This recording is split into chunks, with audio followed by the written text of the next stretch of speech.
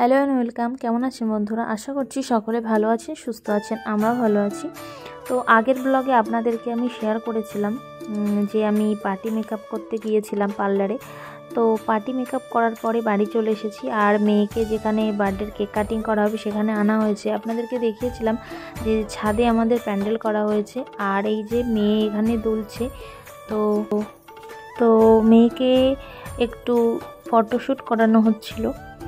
আর এই যে এখানে দেখুন আমার মা বাবা এসেছিল। তো মা ওকে একটা গলার চোকার দিয়েছে, তো সেটাই আর কি আমি বলছিলাম ওকে পরিয়ে দাও তাহলে ভালো লাগবে কোনি। আর এইটা হচ্ছে মেয়ের বার্থডের জামা। আপনাদেরকে তো আমি শেয়ার করেছিলাম যে বার্থডের যখন শপিং করা হয়েছিল। আর এই যে ওকে চকারটা জামার সাথে পরেও খুব সুন্দর লাগছিল, আর জামাটাও অনেকটা বড় হয়েছিল, বেশ সুন্দর লাগছিল দেখতে। আপনাদের কেমন লাগছে অবশ্যই কিন্তু কমেন্টেই জানাবেন। আর যারা নতুন পুরনো যেই দেখুন না কেন অবশ্যই আমার মেয়েকে আশীর্বাদ করবেন যেন ও অনেক অনেক বড় হতে পারে, ভালো মানুষ হতে পারে।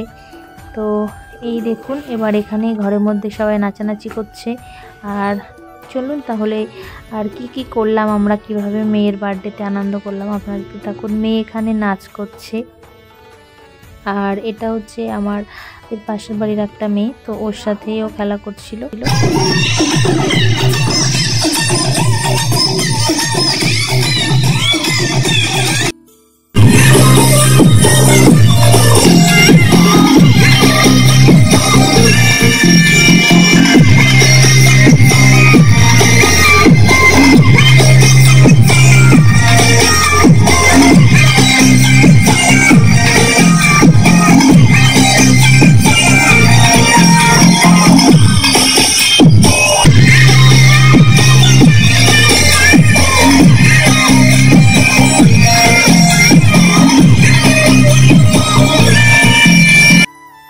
মেয়েকে একটু ডান্স করছিল দেখালাম আপনাদেরকে।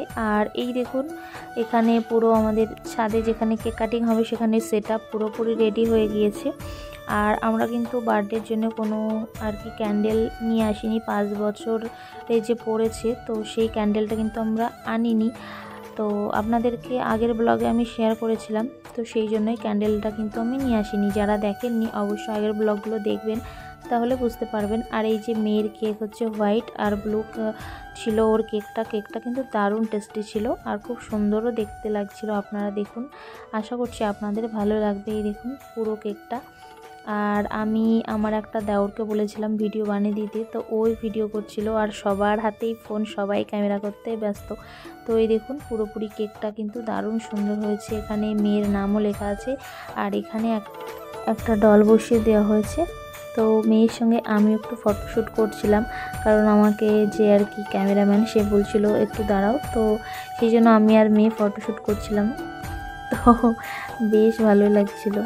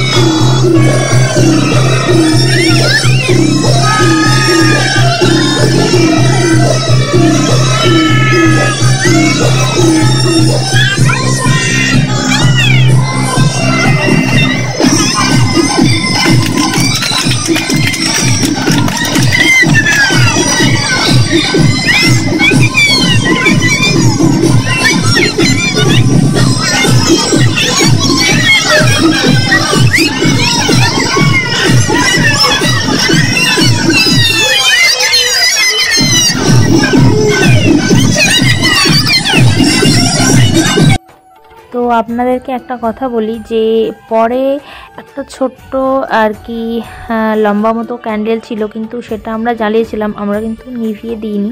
সেটা তুলে আমি পরে ফেলে দিয়েছিলাম, কিন্তু সেটা কিন্তু আমি লিভিয়ে দিইনি। আপনারা ভাবতে পারেন আমি বললাম আবার এটা কেন দেখালাম।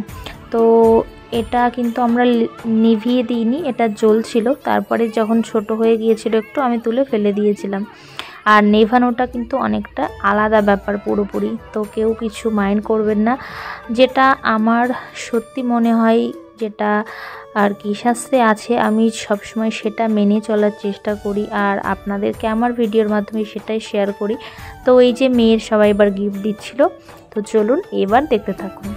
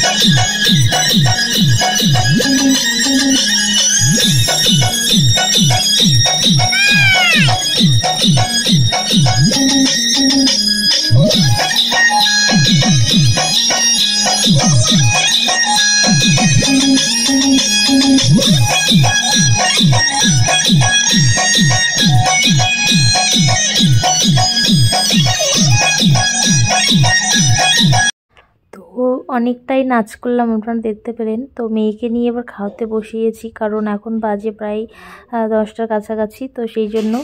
আর এরা এখানে খেতে বসে বলছে হাই। তো যেহেতু বাইরে গান হচ্ছিল, তো সেই জন্য আমি ভয়েস ওভারটা পরে দিলাম। আর এই যে আমার ঠাম্মা দাদু খাওয়া দাওয়া করছে, আর বাকিরাও অনেকেই বসেছে, মা বাবা ঘরে খাচ্ছে। তো আজকের মতো ব্লগটা